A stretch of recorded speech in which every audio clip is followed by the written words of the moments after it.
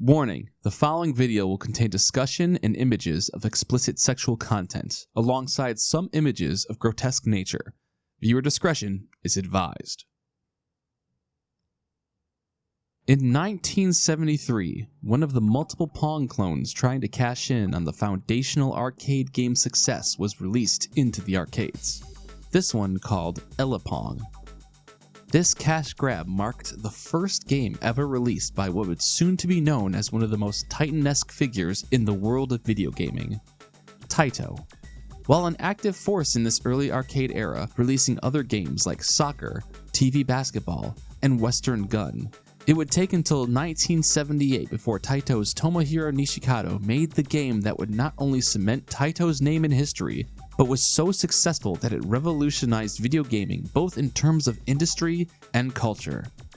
Space Invaders. Adjusted for inflation, Space Invaders is the highest grossing video game of all time, offered video gaming as a whole its first mascot in the pixelated alien, and was the spark that kicked off the golden age of arcade video games.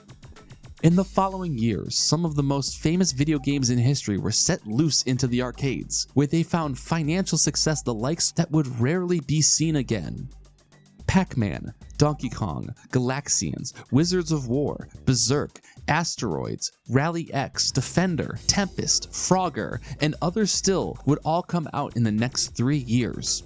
It feels odd to talk about these games the way we would talk with rock and roll legends, but this was truly the birth of video gaming's biggest stars. Alongside this explosion of video game golden standard, a slightly different game from the norm made its way to arcades in 1981. Kicks. Going against the style of the time, Kicks was not a shooter or a platformer, not a maze game nor a racing game. It was instead a strange combination of a puzzle game and a hectic turn playing with the Etch-a-Sketch. A boss in the form of these multicolored lines bounces around the playing field and sparks run across the border lines. The goal is to make enough rectangles to get 75% of the field filled in. A simple concept maybe, but one that requires a lot of planning and patience, as properly navigating the board is not easy when you have enemies on your tail. Squeezing out the last couple of percents on a board that is littered with difficulty makes for a game that requires a lot more strategy than just firing at aliens or avoiding ghosts while you munch dots. While not as successful as the man-made gods the rest of those arcade years spawned, Kicks continued to be a success. Kicks 2 Tournament and Super Kicks made it to arcade. Kicks got a Game Boy port, much like how Tetris did, and various other home and console releases would see life, such as the XBLA Kicks Plus Plus, or the wickedly sci-fi and strangely multi-named Volfied / Ultimate Kicks / Kicks Neo. But maybe adding to its legacy more than its sequels were its clones. The arcade-era staple was seeing your work viciously copied by others trying to cash in on the success, and Kicks was no exception. You had Sticks, Kicks, Quicks. You're fucking killing it, guys! Maniacs, Zolix, Supersonic, Cracks, and probably many more games that had erroneous use of the letter X. But lastly, I do need to shout out my favorite clone. Look out for the Megatouch. But something was missing. Despite its grand success, there was one piece of the puzzle that was still missing from Kicks. One last ingredient to the special sauce that would complete the game and make it into its Dragon Ball Z Cell most perfect form. 9 years passed as official sequels and fly-by-night developer cash-ins iterated on the original Kicks. None of them were able to crack the code, to solve the puzzle, to cast the game into its most beautiful and complete image. Until in 1990, developer Kaneko, already familiar with the game as they were the developers for Super Kicks, were finally able to pull the sword from the stone where many before them had failed. They had given birth to the new life of Kicks by, through painstaking research and development, integrating the one thing Kicks needed to take it to the next evolution: titties.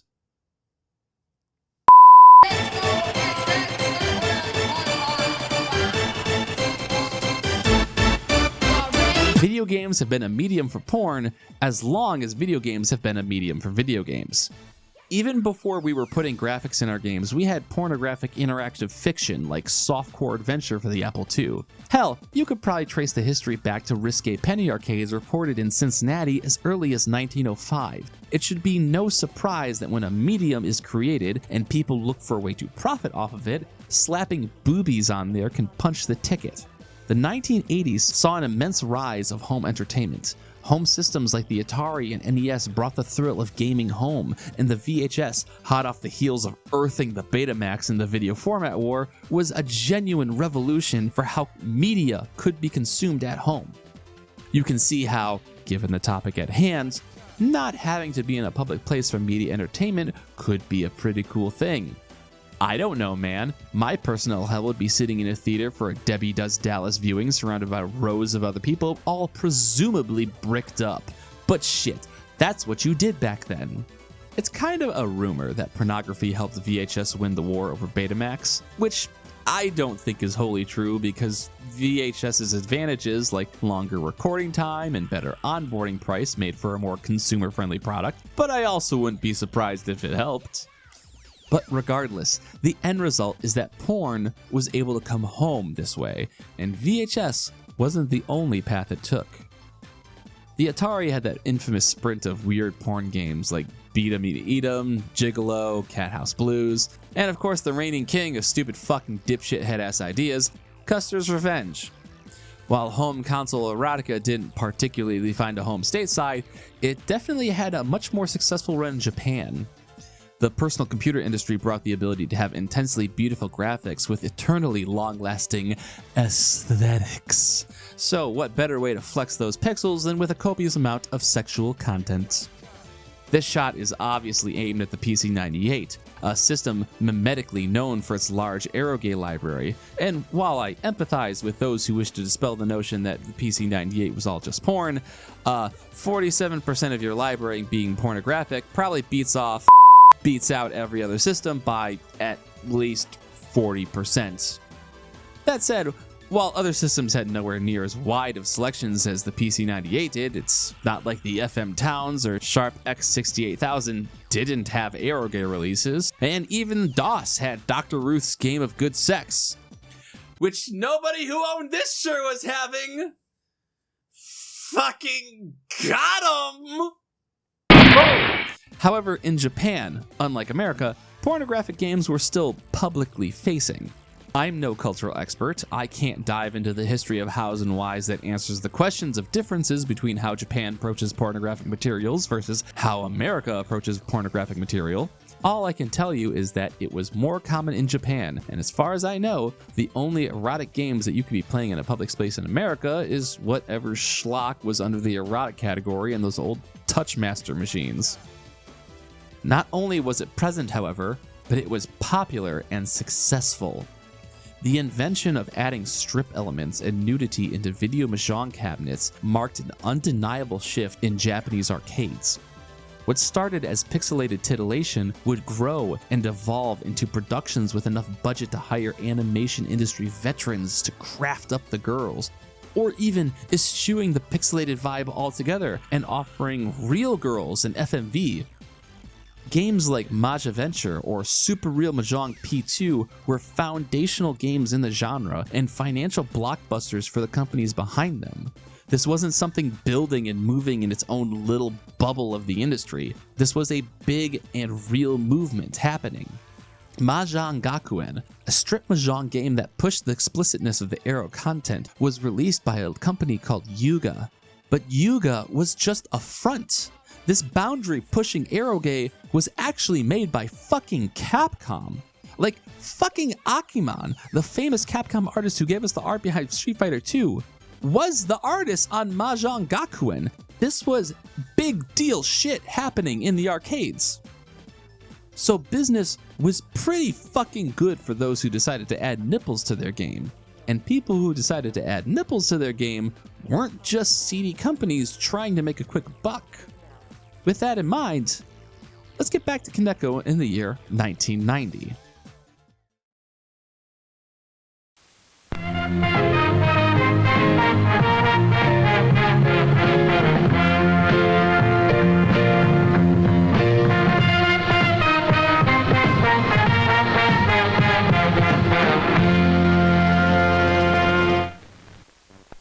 Welcome to the intermission.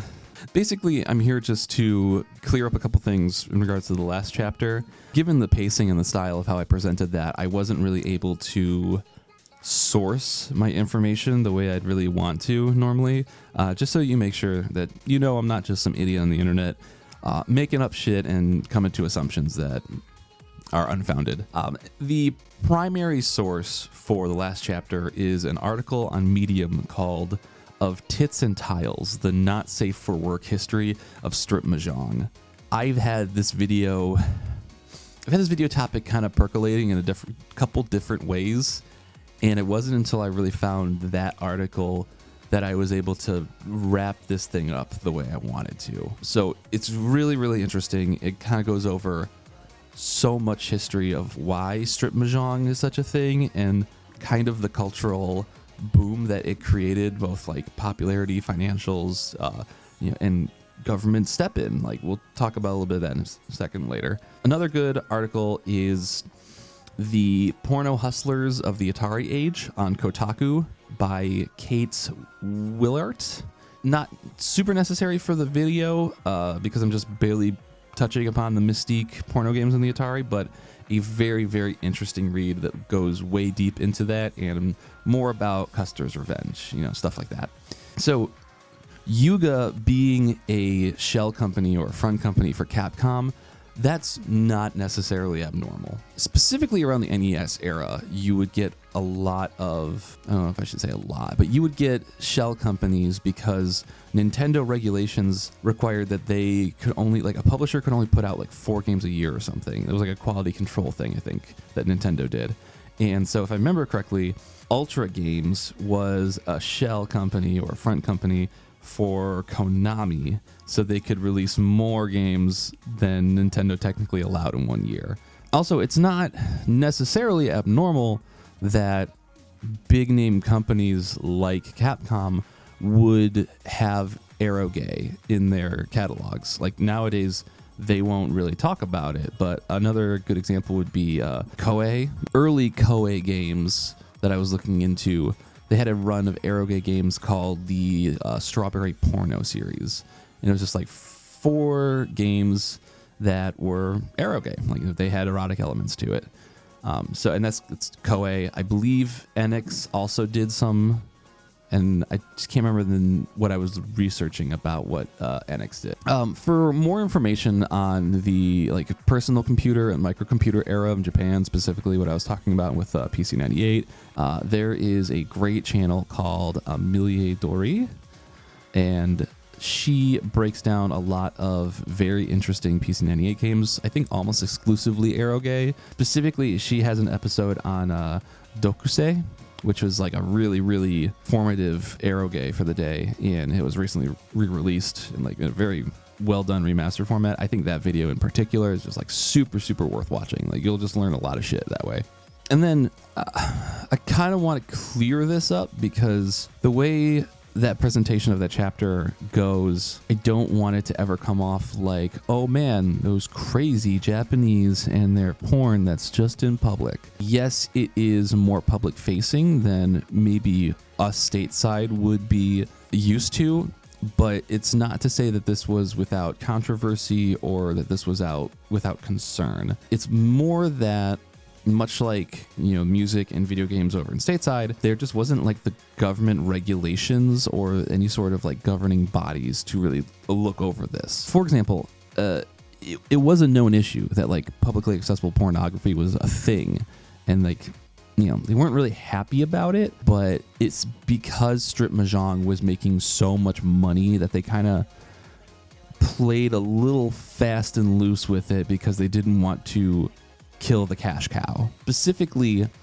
it was Mahjong Gakuen that I was reading about. This is all from the Tits and Tiles article. That was rumored to be the game that finally made the Japanese Amusement Machine and Marketing Association, or JAMA, step in and be like, okay, please tone it down. Like, just, you can throw up some nipples, but like, you gots to tone it down a little bit. Just please bring it down a notch. It was a balancing act that they felt they had to go through between not killing the cash cow and not killing the public perception of arcades. they could be seen as seedier areas, but also, geez, we really do not want to hurt this economy. And it's not like this wasn't an issue outside of the arcades either. There's a specific incident in 1999 where a junior high schooler, I believe, male, was found with a copy of the PC-98 game Salary House of Beautiful Women, I believe it was. And if you look this game up, it's just eroge. It's just like straight casing and catalyst for porn on your home computer. And him being found with it was a bit of a stir of controversy, and that is actually what led to the creation of the Ethics Organization of Computer Software, or EOCS, which was kind of the baby steps of what we would get for like a game regulatory system, kind of the way we have the ASRB, or that Europe has PEGI. And I think this was like a precursor to what we would now know in Japan as CERO, CERO, as their rating system.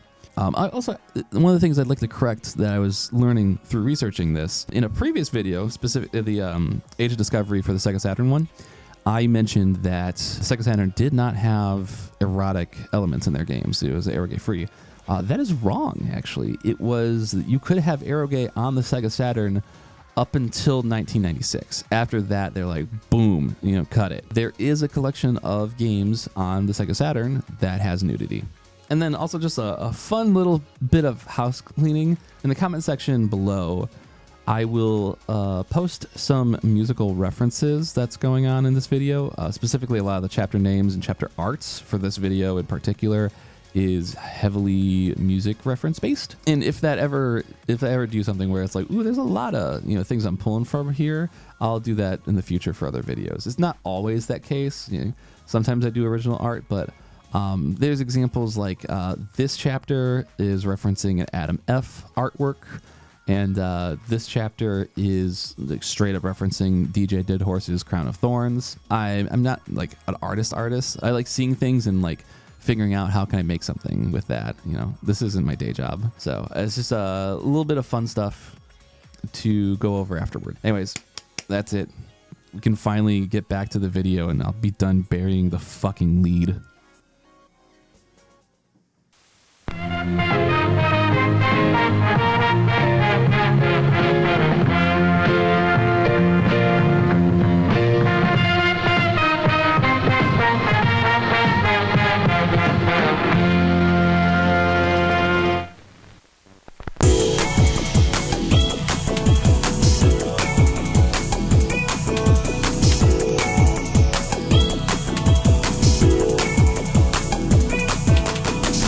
Released in 1990 and published by Taito, Gal's Panic is most definitely the game ever.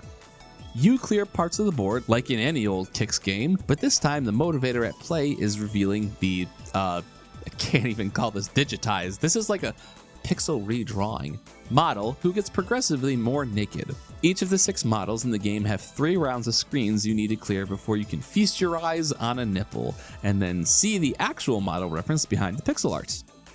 As schlocky as this may sound, this is a huge step forward to changing how to play Kicks, because the addition of girls spurred on mechanical changes.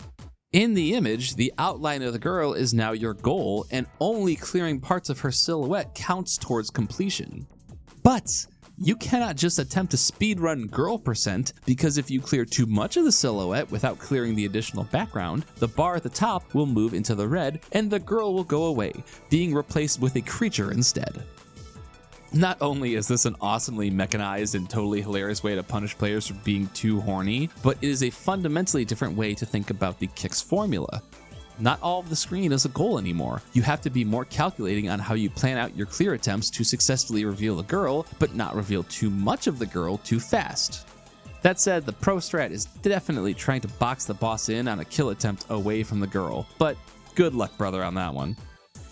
It won't be apparent why we're talking about this until later, but the sound design of Gal's Panic is some of the strangest I've ever heard.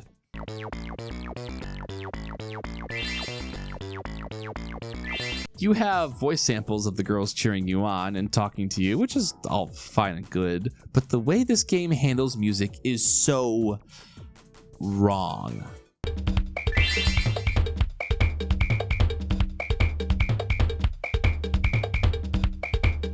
Like, it's a level of wrong that should be unacceptable, but there must be a mechanical issue with the arcade board or something that makes it work this way. The music track has an incredibly small loop of its tune, but it's always improperly cut, so it never loops on the beat. This, alongside the ostentatiously colored visual design, the stiltedness at which the voice samples play, I'm Nami. and the bizarre goofiness of the things like getting break time on the roulettes.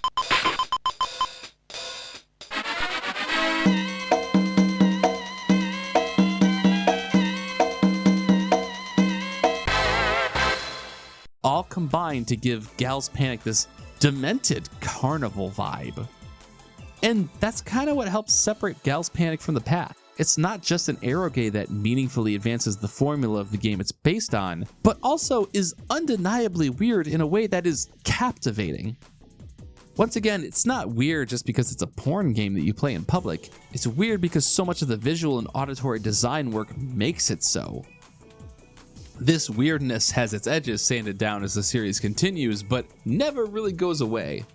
Gal's Panic 2 has like music that works, which immediately changes the feeling of how the game comes across. However, maybe more importantly, Gal's Panic 2 changes a couple mechanical aspects that would be the standard moving forward. See, in Gal's Panic 1, the edges of the screen were active lines, so you only needed to connect a line from top to bottom or left to right to make a full connection. Granted, this was much easier said than done still, but moving forward with Gal's Panic 2, the edges of the screen stop being lines, and instead you start the screen off with a randomizer of spots to begin from. Additionally, you can now move in 8 directions, making arcs and curves that allow for much smoother movement. This next statement is going to sound very weird to say, but it was also the game that experimented with non-Japanese models, a choice that would revert for Gal's Panic 3. However, I don't understand how to play Gal's Panic 2. There's 3 releases of the game: Vanilla, Special Edition, and Quiz version. The only one I was able to get running was Quiz version. Hi, I'm a Quiz Gal Nancy. Oh, hi Nancy. Yeah, and this version doesn't work? Where's the image? I have nothing to clear? I boxed the boss into as small of a zone as possible, and I still can't clear the field. I don't understand what I'm missing here. The gauge at the top is now a straight timer down instead of a horny meter, but when it hits its point, all I get is a change to something bad I can't see either. The only footage I've seen for this game working comes across from hand cam footage playing on actual hardware, so maybe the ROMs available are all incomplete and don't fully work. Rest assured, the series keeps moving onward and upward because Gal's Panic 3 is so cool.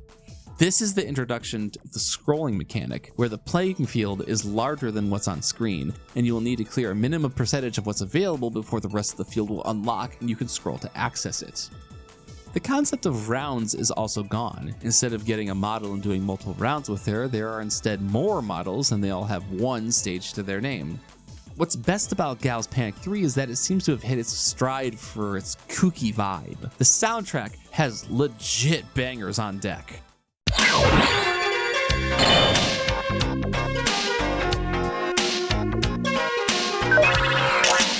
Hey, let's play together.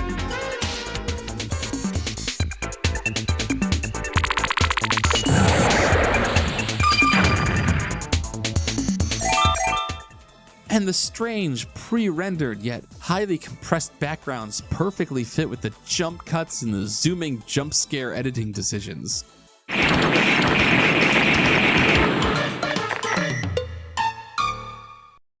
Out of the first run of Gal's Panic games, I think 3 is the one with the tone that I find the most enjoyable personally.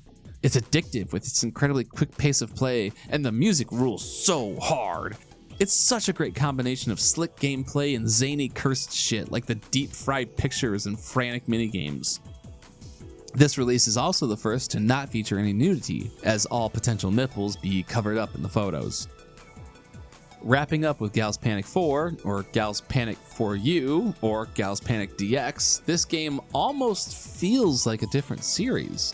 Gone are the digitized renderings or compressed photos of models. This entry loses all of the weirdness and instead has the visual shorthand that a lot of mid to late 90s Japanese arcade games do. That moving two-tone background in the menu, the chibi pixel anime girls, the regular pixel anime girls even. The previous games in the series had this bootleg quality to it that felt so strange that they demand reaction, either positive or negative. And now Gal's Panic feels like a game-ass game. It's not a bad thing, but it is a turning point for the series in a lot of ways. Most notably, there are no more nude models. It's all drawn anime girls now, and none of them are nude. All you get after completing rounds are back by the way, is a shot of them in the swimsuit. We also get our first way to interact with bosses outside of kills. If you clear an area larger than 5%, you get a missile that you can fire off to strike the boss. This dovetails into another change that becomes more relevant from this entry onwards. The introduction of split screen versus 2-player. See, previous Gal's Panic games had 2-player mode, but you would both be operating on the same screen. Now you each have your own board and it becomes a head-to-head race to see who wins first.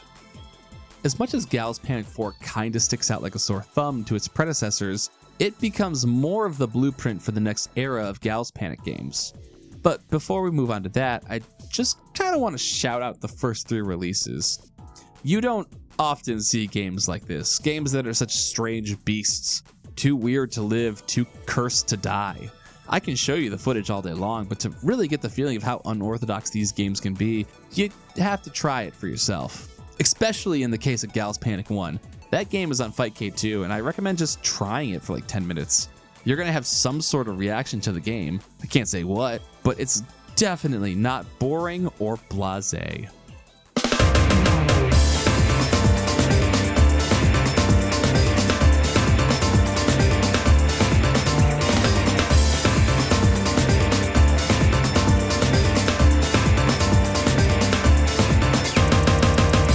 You know how when the Nintendo DS came out and re-revolutionized handheld gaming, there was this wave, this glut of games that all not so coyly had subtitles in the structure of D and S? Guilty Gear Dust Strikers, Bleach Dark Souls, Castlevania Dawn of Sorrow, Resident Evil Deadly Silence. You get my drift. Well, Gal's Panic came home on the Sega Saturn as Gal's Panic SS and hello? Problematic? Cancelled? SS is very much an update to Gal's Panic 4, but with minor adjustments for home play. It shares many sound effects, bosses, and sprite work ripped directly from 4, but with new girls and new music. Which is dope, because once again, we are on banger alert, danger, massive bangers approaching at high speeds.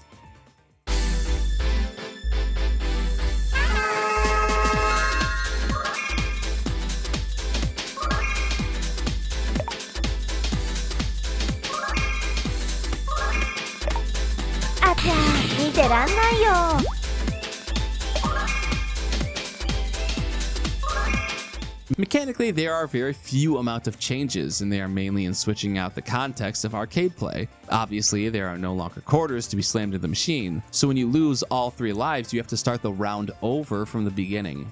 Also, after clearing a round, you can unlock the image you revealed in the new gallery mode. Getting 100% clear barely gives you anything at all. As 4 was already tame and fully clothed, this time around you just unlock a different picture. That's all. Just feels like the Gal's Panic Post 2 experience brought home, which is neat because by now these games feel really good to play. Ever since 3 kicked up the speed of movement and allowed for true boss kills, the Gal's Panic formula has become engaging to play with. Also, SS is a little more enjoyable than 4, thanks to just having better music. 4 is a little sterile feeling in so much of the presentation, and when sandwiched between 3 and SS, the lack of heat on the soundtrack becomes more obvious. This also marks the start of the second era of Gal's Panic games, the S series. And Gal's Panic S Extra is the Gal's Panic game ever. This was my introduction to the series, and I had one hell of a time learning about it. I was at a con a number of years ago, absolutely scooper-duper off an edible, playing around on whatever candy cabs interested me. After finding out that cave shmumps are a bit more my speed when my speed is recreationally turned way down, I sat at a candy cab for Gals Panic S Extra and just fell in love. This game felt so good to play that I just ran through all the arcade mode stages and even scored 100% clear, which made titties show up in public and would have given me a heart attack if not for my inebriated state. But yeah, this game fucking rules. It sounds dismissive to call S Extra a return to form because that kinda dumps on previous games, but S Extra has all the best parts of previous Gals Panic games rolled into one. It's got the bops, it's got the nudity back, but not in all versions, more on that later. It's got the weirdness. This is the most Gals Panic-y Gals Panic game. The gameplay has also been given a decent amount of upgrades. Instead of getting missiles for 5% clears, you automatically perform an attack after that clear. This ropes into the new pickup system, where you get P pickups to increase the power of your attack and S pickups to increase your speed. There can also be 5 tokens that spell extra. Collecting all of them in your clears will switch the image to a more revealing one. Speaking of revealing, the arrow elements came back, with more emphasis than ever before. Getting a 90 to 99% clear gives you the girl topless, and getting 100% clear grants you this fucking awesome clip. Excellent!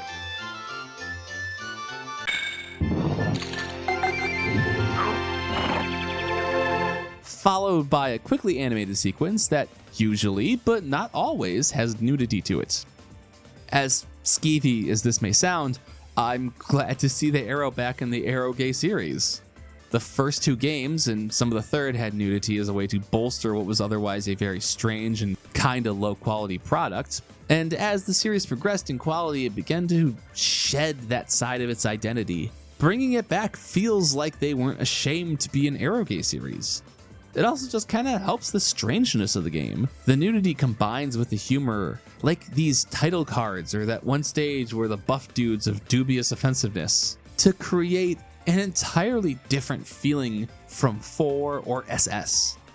It's fun, it's funny, it's weird, it's a little pervy, and that's a vibe you'll remember. But more than anything else, what keeps this game in constant play is the head-to-head multiplayer. 4 introduced the split screen versus mode, but in S Extra, this is where me and my friend Scary Eyes duke it out. Competitive S Extra is a fascinating multiplayer game. You each get 3 lives and a boss on your side of the screen. The first person to hit the clear percentage or to be the last person standing wins the game. This leads to 2 dominant strategies when trying to go for a win. Go for a board clear or go for the quick kill on the boss. Because you get 3 lives in a game, it's worth shooting for a quick kill once or twice to see if you can steal the game. Unless you're against Snake, fuck that boss. It's a high risk, high reward strat because if it works, you win. But if you can't secure the quick kill, then you have to risk building a quill with less lives on deck, or you are already behind if the opponent has decided to work on their board. Games blow by with such an easy pace that it takes a real effort to get up off the sticks when locked in a set against another person, and I would love to try and get more people into playing this game competitively.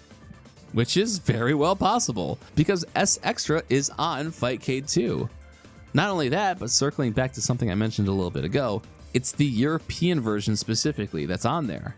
S Extra has a Japanese version, and then a version that's released for USA, Europe, Asia, and Korea, all of which are the same in terms of having English text, English-ish voiceovers. Thanks for giving me, nah. Ma'am, what was that? And most importantly, for having a wide variety of people play it, no nudity.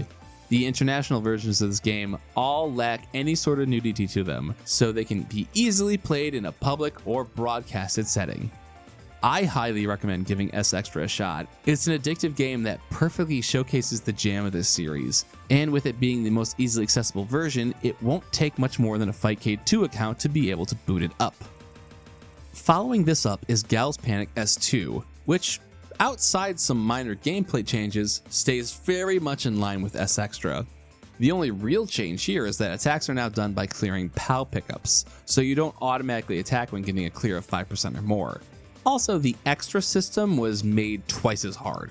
First, you need to collect all 5 of the extra tokens, and then 5 more of the change tokens will appear before you can get the girl changed into something a little more comfy. The 90 to 99 range of completion still gets you the girl topless, and 100% gets you an animation, much like S Extra. But you also will unlock another girl from the 4 question mark squares on the character selects. Now, exclusive to the Japanese version, which I couldn't get working, I'm playing on FC2 European version for clarification, there is a phone gimmick.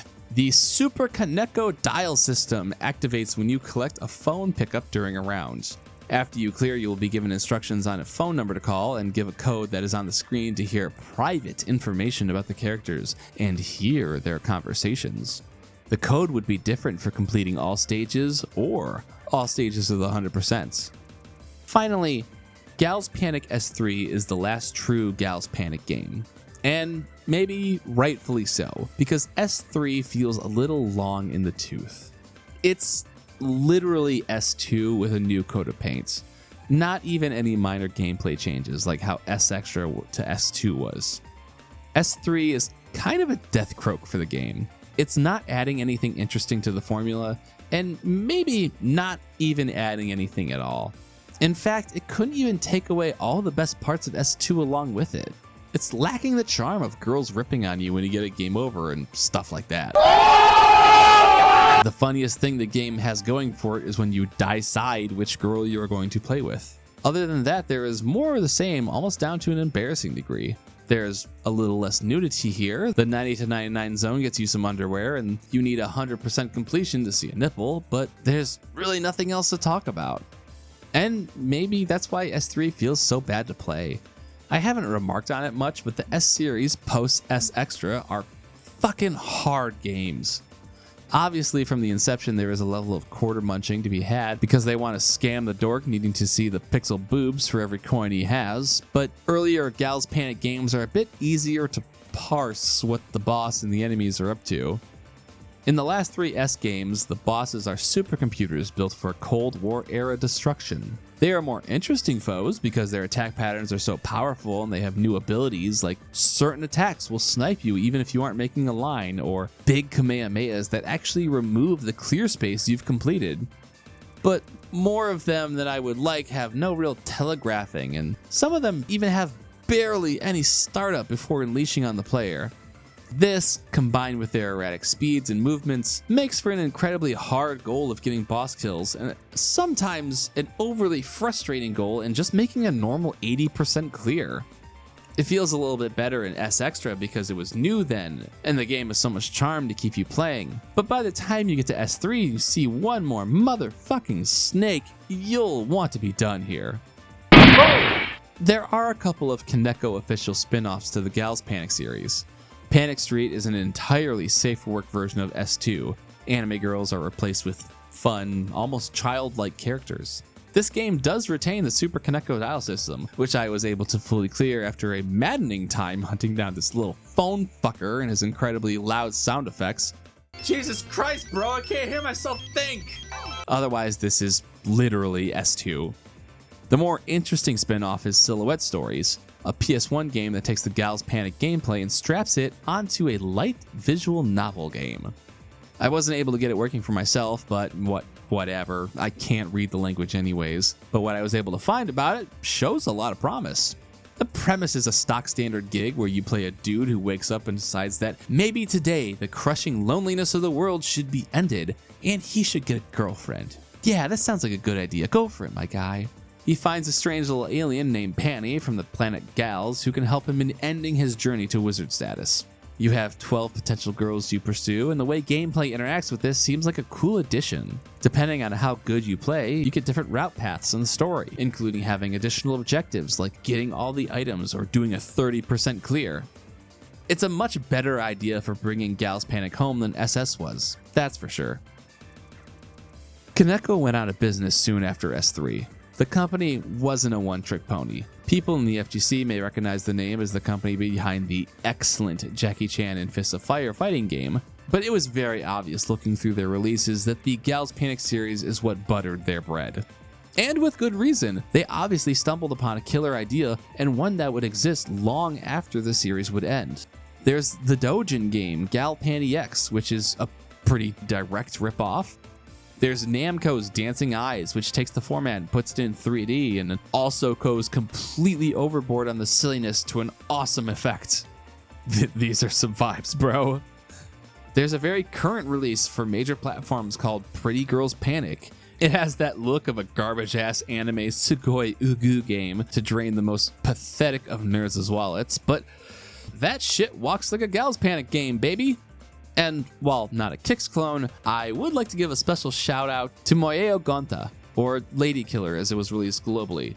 It's a very well-made game about diving in and out of water to clear tiles on the board, and features incredibly high detail and incredibly explicit artwork. So much so that the final level of each girl features an erotic scene with an interact function, almost exactly like the boundary-pushing Mahjong Gakuen, and likewise, Moyeo Gonta is pushing the boundaries. The Gals Panic series is a legitimately influential IP. Shit, there's even a 90s ska punk band that named themselves after the game, and that's the tightest, most 90s shit I've ever heard. But of all of the influences pulled from Gals Panic, there is one instance of inspiration, let's call it, that trumps all of the others.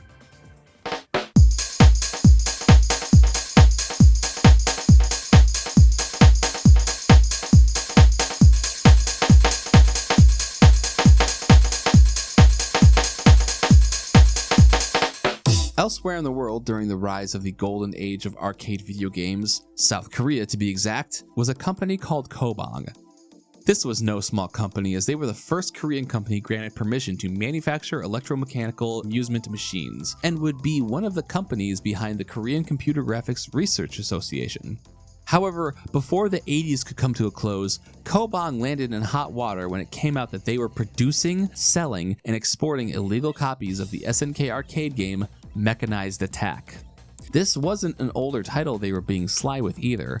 Mechanized Attack was only a month old when Kobang started wheeling and dealing with it, and that pissed off this guy.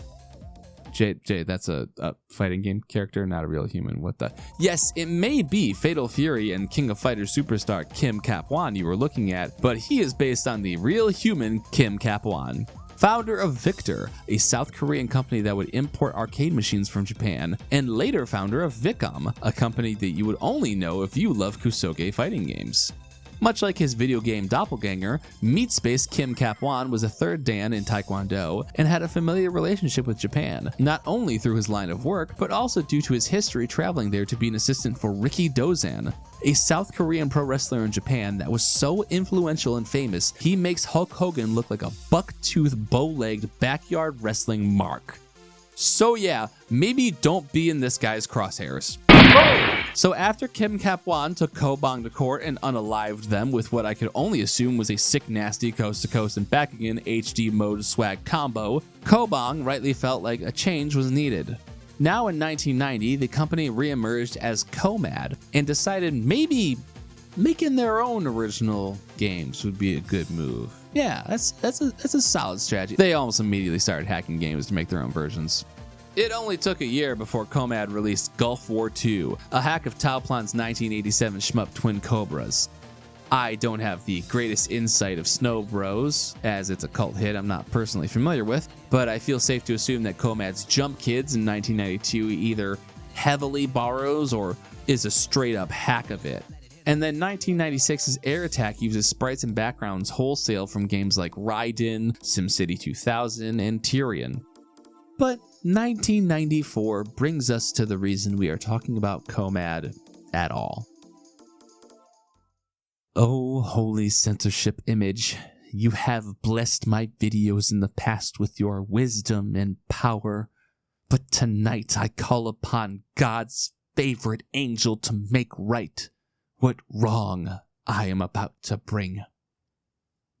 Now, I don't have the nuts and bolts knowledge to understand what a hack is or isn't when it comes to making bootleg video games, but there's a couple reasons why I assume Fantasia is a hack of Gals Panic 1. Other than the fact that they just look incredibly similar, the weird cutoff music loop from the first game is back, and there's just no way music was done like this twice on purpose.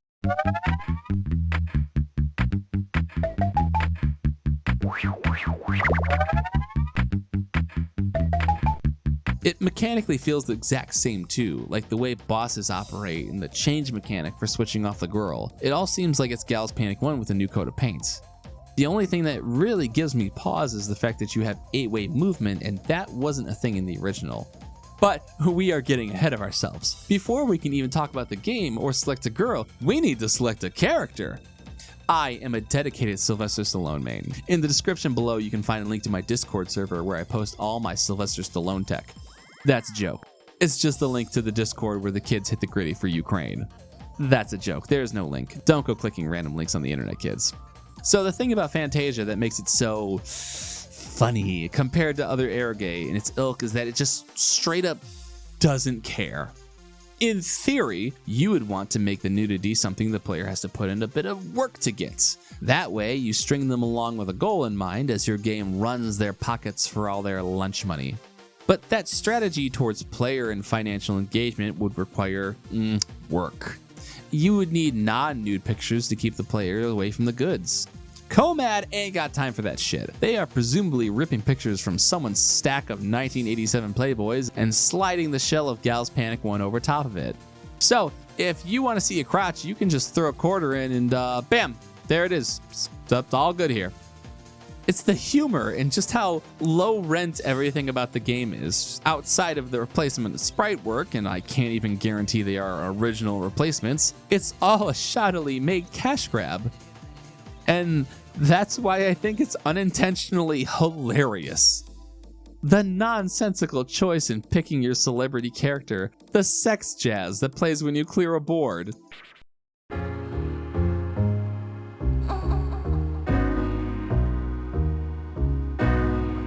The ever-present hello. The poorly compressed picture of you and the girl on the sunset beach. It's like looking at a different timeline, where instead of Gals Panic legitimizing their series over time, they just decided to play in the mud and make as crass of a quick buck as possible. And bucks were made as quick as possible. There is a series of games after Fantasia, almost rivaling Gals Panic in size. It's like the hero story and dark story of porn kicks games. Supermodel is a non-nude version of Fantasia, featuring a character select screen with a blaring emergency alarm. There's New Fantasia, which is basically Fantasia 1 again, but they removed Sly, so I had to relearn the entire game because my main was gone. Fucking Arxis, I can't trust a patch worth of shit these days.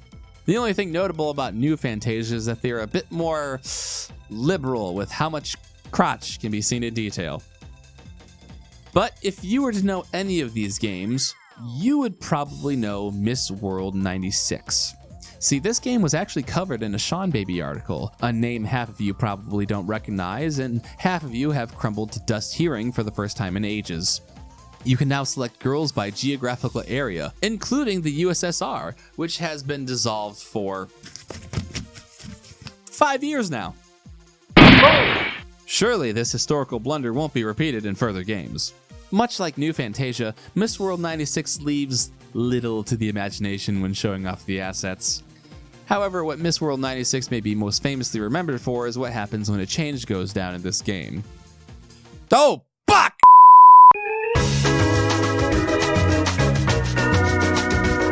So yeah, I had to bury the lead a little here because ripping shit from Hellraiser happens as early in the series as Supermodel. But when you get two eyes on the prize for the girl, you are met with a real ass horrific jump scare splash. What's even funnier is that the music for the change sections screen loops with the "Everybody move that body" at the very start of the loop. So you will hear this voice line constantly while trying to work your way back to some boobies on the screen. But Idolism J, you ask? I am a straight female, or gay male, or whatever gender identity who prefers males, and I am sick and tired of this male gaze-dominated video game landscape that we are trapped in. Well, you are in luck, dear viewer, because in the same year, Comad released Mr. World 96. Quite literally the exact same game, but with naked dudes selectable as well. even if the text was never updated to say so. I sure wonder what's going on in this silhouette. Yep, that's what I thought. From there, we get Fantasia 2. Pussy 2. But whereas earlier games were a bit, as my dad once put it, boobs, butts, and bush, that's far too tame for Fantasia 2. You see everything here, and sometimes everything is all you see. This is literally just a close-up of a backside. There's a reason the girl's face isn't even on the character select screen. Speaking of which, the character select screen from Battle Master is back. I don't think I've seen a girl that looks like this silhouette before. I wonder what's going on here. It's not the last COMAD game in the series, but the last one that we can talk about is WoW New Fantasia. Released in 2002, they still haven't clued into the fact that the USSR isn't a real thing anymore, but that's about where the humor ends. Outside of almost everything being the same as previous games, outside of some new stolen music, whoa. The only thing noteworthy about WoW New Fantasia is that the change mechanic does away with the Hellraiser and Nightmare on Elm Street shit and just puts an overweight woman there instead. And this channel ain't down with fat phobia, so forgive me for not laughing at this one. In the end, COMAD took this for all it's worth. There are 2 additional games in the series that are reported on Hardcore Gaming 101. Superstars and WoW Cube, but if you take those as real games, then the Fantasia series as a whole rivals the Gals Panic series in terms of entries. According to Jang In-gyong, who was a graphic designer for the COMAD games like SS Assault, Gulf War II, and Fantasia, COMAD made these games specifically to be sold overseas and not in Korea where they would never pass the ratings board. As much of a skeevy business practice as this sounds, COMAD still exists to this day, offering a more modern arcade amusement experience. Or at the very least, there's a website that's still up and makes it look like they do. Finally, in the ultimate act of Kick's inception, COMAD was victim to a hack cash-in of their own. Diagam Games, a company I cannot find a single shred of information on, repackaged WoW New Fantasia as their own game called Miss World 2002. This series, on some level, must have been popular enough to warrant a total smash and grab conversion that was named to be similar in line with previous releases. I can't imagine that the original Kicks creators, husband and wife duo Randy and Sandy Pfeiffer, would have ever believed that the little arcade game they made in 1981 would lead to this. From such simple beginnings as a new way to think about arcade games, to what legacy it spurred on, a nearly endless supply of porn games with a sliding scale of quality and legality.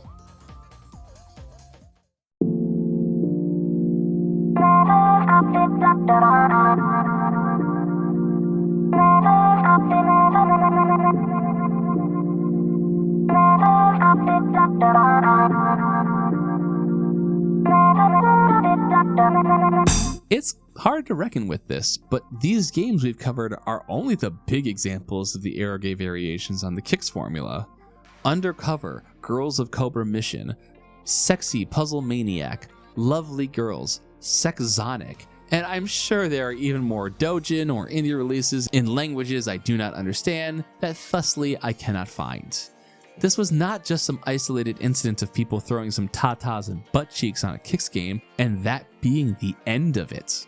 Kaneko's decision to make Gals Panic basically created its own subgenre of games in that style, and as much as it may not get the flowers it deserves, Gals Panic brought a lot of innovation to the genre as well. Oftentimes, we don't talk about pornography in such artistic ways because low-rent releases, much like the COMAD games, are just using the medium as a vessel to try and siphon money from people with cheap titillation. But even as early as the first release, Gals Panic was doing something different, and throughout its run, it would find new ways to iterate on itself, both in safe-for-work and not safe-for-work ways. Just because it's a hentai game doesn't mean we can't look at it for what it brought to the table and praise it for aspects of innovation. As silly and nonsensical as this video was, I still recommend sitting down and playing Gals Panic 1, Gals Panic 3, and Gals Panic S Extra. Each of these games will offer you something worth playing. and not just in the sense that you might get to see a boobie.